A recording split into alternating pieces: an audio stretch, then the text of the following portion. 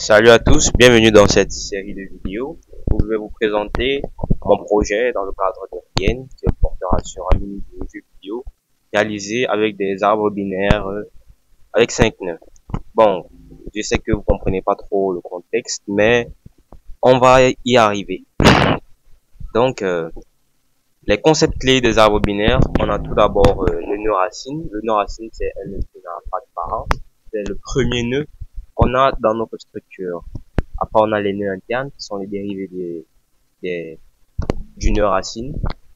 Et chaque nœud de l'arbre, et chaque nœud de l'arbre ne peut avoir que 2 branches.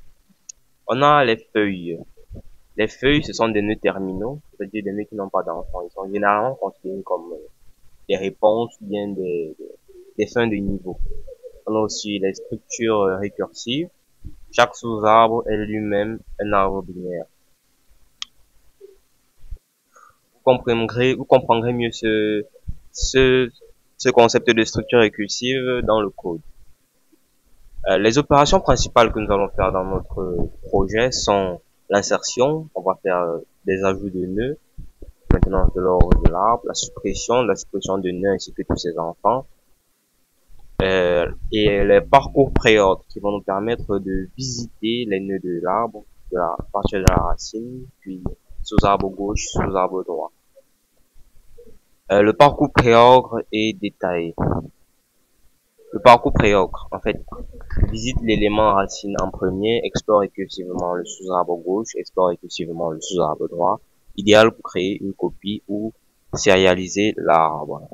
Le code sera en C++, avec la PO, on va utiliser des notions comme les classes, les pointeurs. On pouvait utiliser les structures des enregistrements, mais je crois que c'est mieux avec les classes. Pour implémenter les nœuds de l'arbre, on aura aussi l'insertion, la suppression et le parcours préordre qui seront dans des fonctions.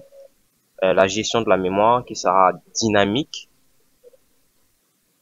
avec de l'allocation et de délocation pour une allocation et une délocation efficace de la mémoire.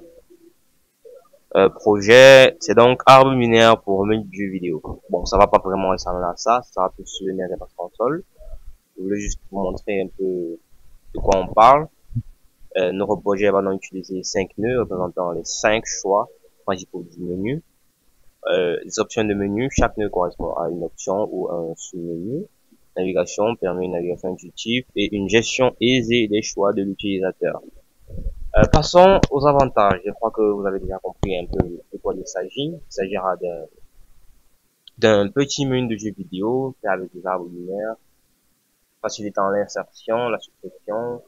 Vous voyez un peu. Donc, comme avantage, on aura la clarté structurelle. Donc, on organise les options de menu de manière logique et hiérarchique. La flexibilité, l'ajout, la modification, la suppression de nouvelles options, l'accès rapide, faire un parcours et une sélection rapide de choix pour une meilleure expérience utilisateur. Mais aussi, je crois, en tout cas, en conclusion, les arbres binaires sont des outils puissants pour organiser des données complexes. Grâce à notre implémentation en C++, nous avons démontré leur efficacité pour l'insertion, la suppression et le parcours des données. Cette approche se relève particulièrement utile pour la gestion dynamique des menus interactifs, comme ce que l'on trouve dans les jeux vidéo, offrant une structure robuste et adaptative.